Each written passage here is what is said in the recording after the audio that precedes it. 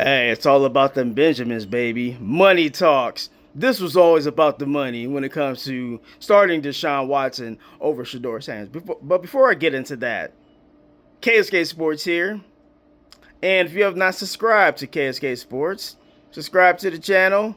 I'm at 787 subs at the time of creating this video for you guys. I would greatly appreciate it if you guys subscribe to the channel if you have not subscribed.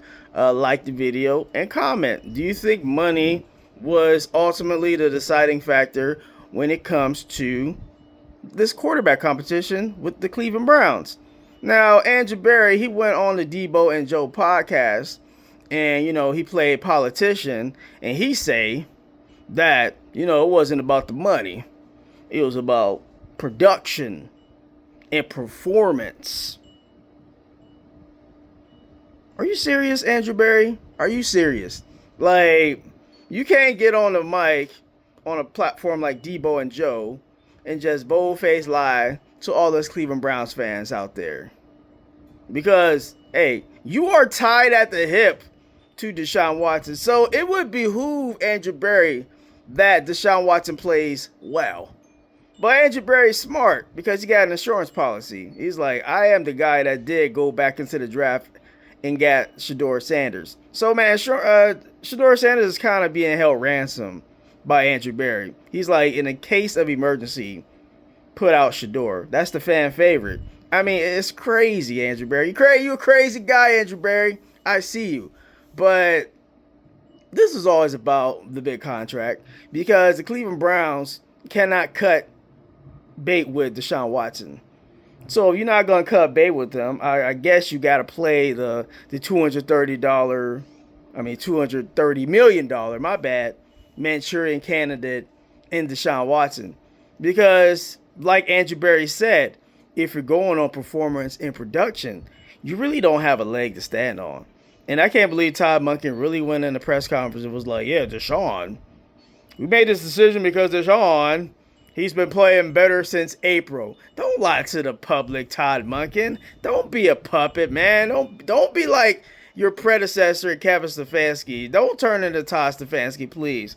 I like you, man. I like your demeanor. I like the way you go about it. I like your matter of factness as a coach. I think that's a great attribute to have as a head coach. But the fan base will turn on you, Todd Monken. Don't be a one-and-done coach like Freddie Kitchens in 2019 when you was offensive coordinator there. You had a great offense, but you still wasn't able to win games. I think they went 6-10 that year. The offense was amazing and humming, but they were still not able to win games. Now, it remains to be seen what the offense is going to look like with Deshaun Watson. But, I mean, Todd Monken got an ego. He's an offensive mind. He believes that, Todd Monken's like, I won a national championship as the offensive coordinator at Georgia with freaking Stetson Bennett IV, who's nowhere near to being closer to getting on that field with the LA Rams. He's going to be firmly quarterback 3 in the Dylan Gabriel role for that team.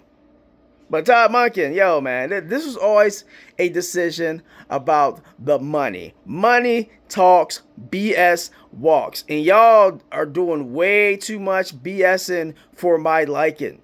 I tried giving you the benefit of the doubt, Todd Monken, but there is no more benefit of the doubt. The honeymoon phase for Todd Monken is over. You went with a guy that the fan base vehemently hates. And then you acting like it's not a big deal that the fan base vitrioli does not like Deshaun Watson. Y'all better win those first 2 games on the road. I'm just saying. And that's a tough opening stretch of games on the road. With Jacksonville, Trevor Lawrence, a team who is itching to get back on the field after falling just short of making the divisional round in the playoffs. You don't think that the Jacksonville Jaguars, they don't feel like that they have a team that's capable of making it back to the postseason and going back-to-back AFC South champs? That team is going to be ready to lay the wood on the Cleveland Browns. We better be ready. Deshaun better be willing to go out there and put some points up. Because Jacksonville in that offense, they could put points up. We can't have no 27-10 performance from Deshaun Watson going out there just scoring 10 points. Because that's on the table, that they lose 27-10. I'm just throwing that out there right now. I'm predicting the score 27-10.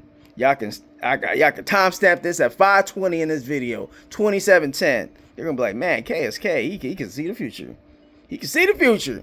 Like I said, I told y'all, I saw that train coming down the track that Deshaun was going to be the starter. It didn't surprise me Deshaun was the starter. The Cleveland Browns were soft launching Deshaun since April. I think as a Cleveland Browns fan, first and foremost, then a Shedeur supporter second, I didn't want it to be true. I didn't want to believe it. But in the back of my mind, I'm like, man, I was trying to convince myself that the Cleveland Browns would do the right thing, do the conventional thing. You know, move on, turn the page from the Deshaun Watson era, ERANERROR error. I figured they would turn the page, but no. Being the jaded ex-girlfriend that the Cleveland Browns are, you know, they going back to that battered husband. I don't know what they see in Deshaun Watson, but they remember the good times. But you know what? All the bad times outweigh the slight good times. It's like the Cleveland Browns, we got like battered wife syndrome or something. It's like, how many times does Deshaun Watson have to F up in a Cleveland Browns jersey for us just to be like, as an organization, that this dude ain't it? We're never getting any return on investment on that 5 years, $230 million. It's not going to happen. But for some reason, the Cleveland Browns organization feels like we can get a little bit more out of Deshaun Watson. Like, I mean, when you think about the money, which Andrew Berry tried to tell us that, like a politician, that didn't matter. But come on, bro. At the end of the day, was you really going to sit the $46 million quarterback? I think he got paid out in a bonus. They restructured it. He's only making he's making like what Shedeur's making. But, you know, he already got that paper up front. He got that signing bonus.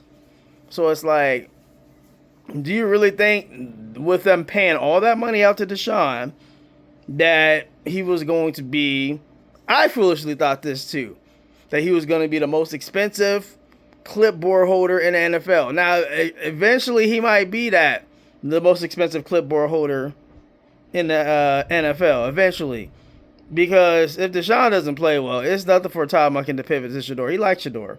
Maybe he doesn't like Shedeur in an opening role because it is easier to go from a veteran to a second-year player. It's wholeheartedly easy to go from Deshaun to Shedeur. I mean, that had to play into Todd Monken's decision. That if this goes sideways, you can always go to Shedeur, and Shedeur can save the day for you. I think Todd Monken feels comfortable enough with Shedeur Sanders as a backup plan, as an insurance policy to fall back on, like Kevin Stefanski did last year. He wasn't able to save his job though. Todd Monken, hey, he got that, draw four on Uno, and he got that draw four that he could draw. He's like, Shedeur's my draw four card. The fan base loves him. It's like, and then if Shedeur not good, Todd Monken already knows, hey, we got 2 draft picks. So, I mean, Todd Monken just playing the odds. He's playing the odds. I know a lot of Browns fans like myself, we frustrated. Definitely the Shedeur Sanders fans, as, you know, I've seen you guys express your frustration, and you guys let it be known that y'all boycotting the Browns, y'all not watching, which is well within y'all rights. I totally understand. If I was a Shedeur fan, I probably hate the Browns organization, and I'm definitely not going to watch Browns football until I see nephew out there. That's totally understandable. I get that perspective. I respect that perspective because Shedeur should have been named the quarterback 1 if this was about production and performance, like Andrew Berry said on Debo and Joe, but he lied. Todd Monken lied. Jimmy Haslam lied. They're all lying. All lying right in our face. And it's like, y'all really can't believe as an organization that y'all went through everything. And y'all was like, y'all landed on Deshaun Watson. as a starter, as if the money didn't play a factor into it. Because you cannot say things like we put money aside and it's about performance and production when we see the tracker, we see the video evidence.